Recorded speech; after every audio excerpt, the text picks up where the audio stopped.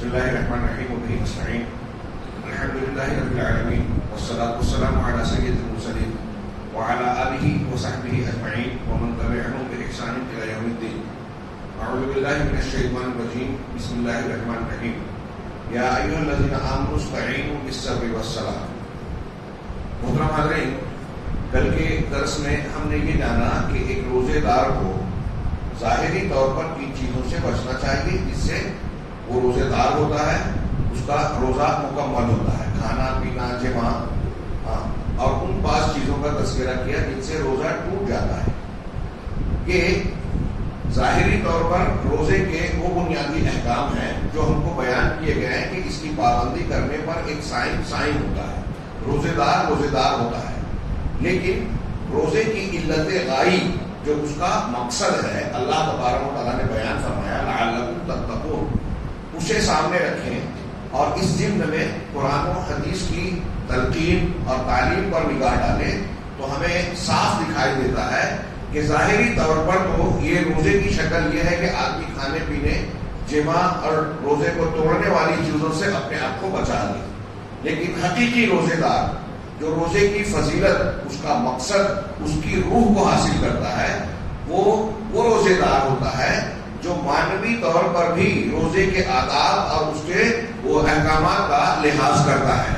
حضرت علی رضی اللہ تعالیٰ عنہ کا فرمان ہے، وہ کہتے ہیں لیس الصیام من الطعام والشراب. روزہ صرف کھانے اور پینے کے رکنے کا نام نہیں ہے کہ آپ نے اپنے آپ کو کھانے پینے سے روک لیا، ولکن من الکذب والباطل واللغو، بلکہ روزہ تو یہ ہے کہ تم اپنے آپ کو جھوٹ سے، باطل باتوں سے، یعنی گناہ کے کام، ناحق باتوں سے اور لغویات سے، جو بیکار باتیں ہیں، ان تمام چیزوں سے اپنے آپ کو بچا لو. نبی کریم صلی اللہ علیہ وسلم کا فرمان ہے من لم يدع قول الزور والعمل به فليس لله حاجة في ان يدع طعامه وشرابه. جو شخص جھوٹی بات کو، زور کا ترجمہ ہم جھوٹ کرتے ہیں، لیکن عربی قاعدے سے زور اس چیز کو کہتے ہیں جو کوئی خراب چیز ہو، غلط بات ہو، اس کو بنا سنوار کر خوبصورت بنا کر سامنے والے کو دھوکہ دیا جائے. ایک چیز نقصان دہ ہے، خراب ہے، لیکن اس کو اس طرح پیش کیا جائے کہ دھوکہ کھا کر سامنے والا فریب میں پڑ جائے اور اسے اختیار کر لے. تو اب اس اعتبار سے دیکھیے کہ من لم يدع قول الزور، جو بنانے سنوارنے والی چکنی چپڑی باتوں کو نہ چھوڑے، والعمل به، اور اس پر عمل کرنا.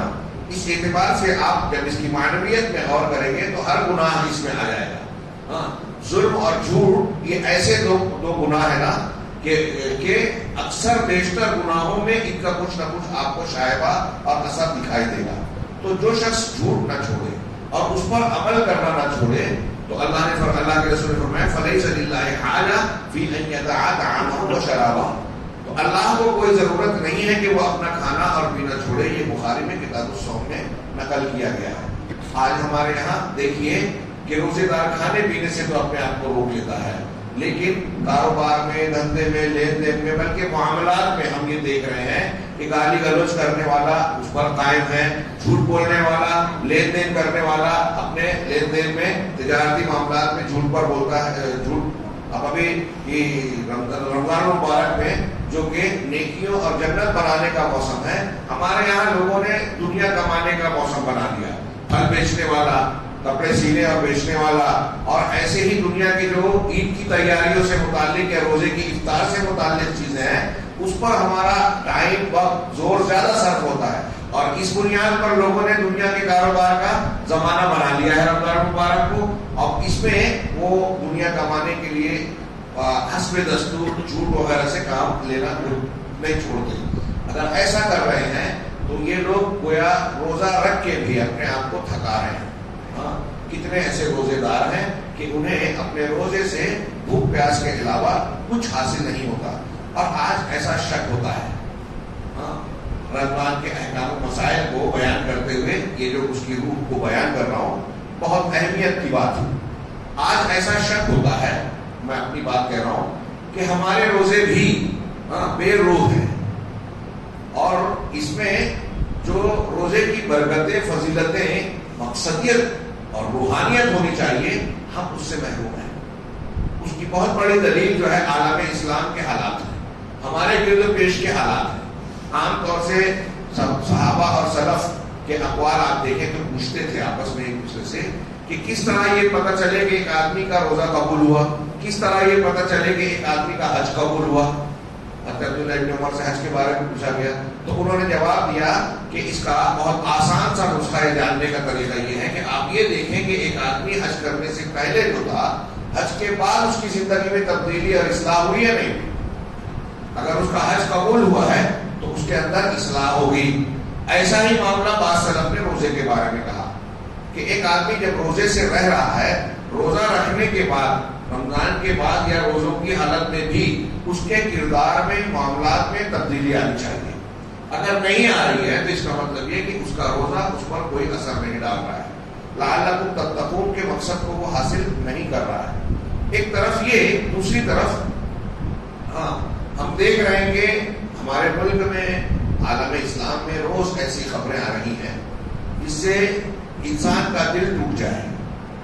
ابھی کل ایک کلپ دیکھی میں نے، مجھ میں تو بہت ذاتی طور سے بڑا متاثر ہوا، مطلب اس کا اثر رہا میرے اوپر، ابھی بھی ہے، کہ کچھ مسلمانوں کو اس الزام میں کہ انہوں نے رام نومی کے جلوس پر پتھراؤ کیا، ان کے پختہ قدیم مکانات کو جو ہے بلڈوزر چلا کے توڑ دیا گیا کہ یہ فساد ہے، دیش کی مخالفت کرتے ہیں، کوئی تحقیق نہیں، کوئی عدالتی کارروائی نہیں، اور براہ راست فیصلہ جو پتھر مارا وہ اس گھر کا ہے یا نہیں ہے، سچ ہے کہ نہیں ہے، دوسرے گھر کا آ کے وہاں سے مارا ہو یہ بھی پتہ نہیں، کوئی تحقیق نہیں۔ بالکل اس طریقے کا اقدام کس کے تعلق سے ہوتا ہے؟ پورا ہندوستان جانتا ہے کہ یہ مسلمانوں کے تعلق سے ہی ہوتا ہے۔ یہ میں ایک واقعے کی بات کر رہا ہوں، ہمارے ارد گرد میں ایسے روز بہت سارے واقعات ہو رہے ہیں، جبکہ ہمیں یہ ماننا چاہیے، اور یہ بالکل سچ ہے کہ اگر ہم تقویٰ پرہیزگاری اختیار کر لیں تو اللہ کا وعدہ ہے کہ وہ ہماری مدد کرے گا۔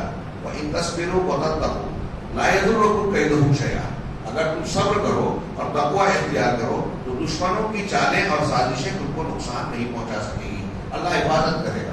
آزمائشیں آئے گی لیکن اللہ حفاظت کرے گا۔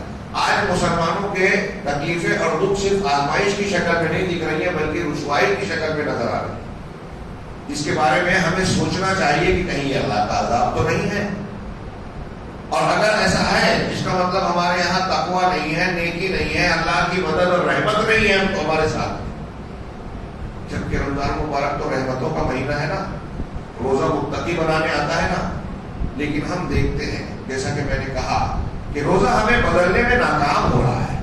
ایک حرام لینے والا، حرام کھانے والا روزہ آنے کے باوجود حرام لین دین سے بند نہیں کرتا، حرام کھانے سے نہیں رکتا، کسی کا حق مارا ہے، بھائی بہن کے ساتھ برائی ہے، رشتہ کٹا ہوا ہے، رمضان آنے سے اس کے اندر یہ تبدیلی نہیں آتی کہ اپنے بھائی کے ساتھ معاملات کو ٹھیک ٹھاک کر لو، اپنے گناہوں سے توبہ کر لو۔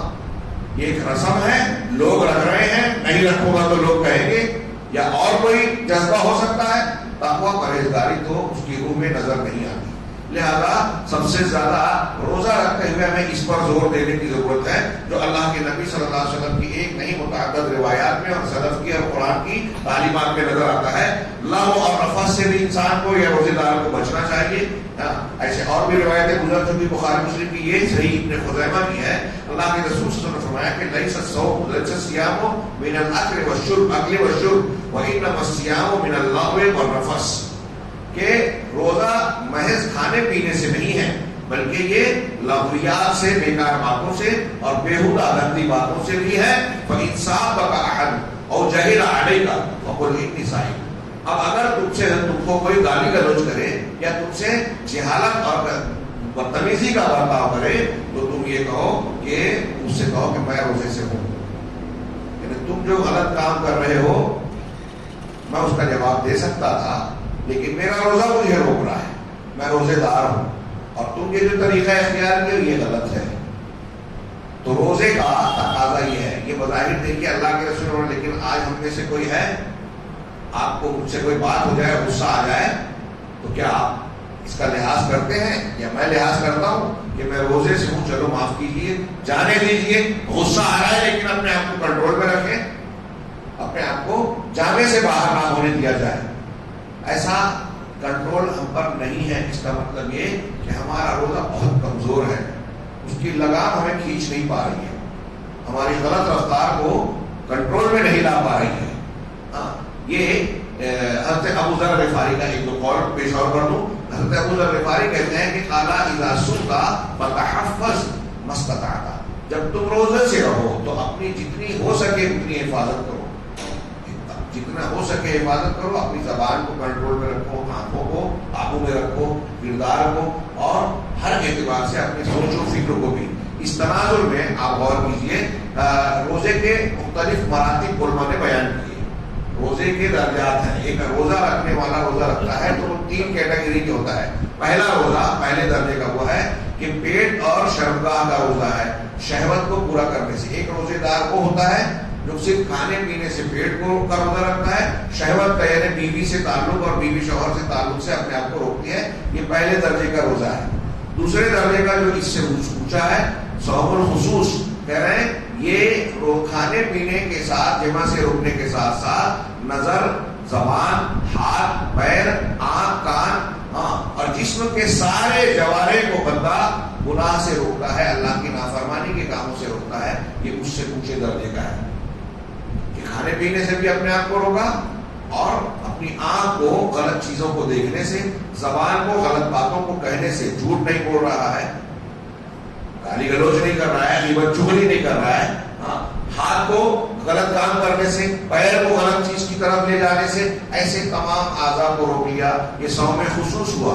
اب صوم خصوص الخصوص اس سے بھی زیادہ خاص اور اونچا روزہ اس شخص کا ہے جو اپنے دل کو گندے خیالات سے، افکار سے دور رکھے، جو اللہ تبارک و تعالیٰ کے خلاف، اللہ تعالیٰ کے دین کے خلاف سوچنے والی باتیں بھی ہیں، ایسے خیالات اور وسوسوں کو بھی اپنے دماغ سے نکال کر پھینک دے اور اسے بالکل کلی طور پر اپنے ذہن و دماغ سے کھرچ کر نکال دے رہے. اس کی بجائے وہ ذکر و اذکار کرے، قرآن کی تلاوت کرے، نیک کام کرے. تو کھانے پینے سے بھی بچے، زبان، ہاتھ، اعضاء و جوارح کو غلط کاموں میں استعمال کرنے سے بھی بچے، اور اپنے ذہن و دماغ کو بھی صاف ستھرا رکھیں. یہ بالکل کمال کا اور اعلیٰ درجے کا روزہ ہے. کیا ہم ایسا روزہ رکھتے ہیں؟ اگر ایسا روزہ ہمارا ہو تو اللہ تبارک و تعالیٰ نے جو ارشاد فرمایا کہ یا ایھا الذین آمنوا استعینوا بالصبر والصلاۃ، اے ایمان والو نماز اور صبر سے مدد حاصل کرو. بہت سے علماء نے یہاں صبر کی تفسیر روزے سے کی ہے کہ نماز اور روزے سے مدد حاصل کرو. مسلمانوں کو اللہ کی مدد کی آج بہت ضرورت ہے، بہت ضرورت ہے، اور ہر لمحہ ہر انسان کو اللہ کی رحمت و مدد کی ضرورت ہے. ہم ایک سانس نہیں لے سکتے. مصیبتوں سے بچنا ہے، اپنے آپ کو تحفظ اور اللہ کے قلعے اور حصار رحمت میں رکھنا ہے. تو ضروری ہے کہ ہم نماز اور روزے کو صحیح ڈھنگ سے انجام دے کر اس سے مدد حاصل کریں. ہم روزہ رکھ رہے ہیں، اگر روزے کو اس کی روح کے ساتھ رکھ لیں تو یہ ہمارے لیے سب سے بڑا مددگار ہو سکتا ہے. اللہ تعالیٰ ہمیں روزے کے فیضان کو حاصل کرنے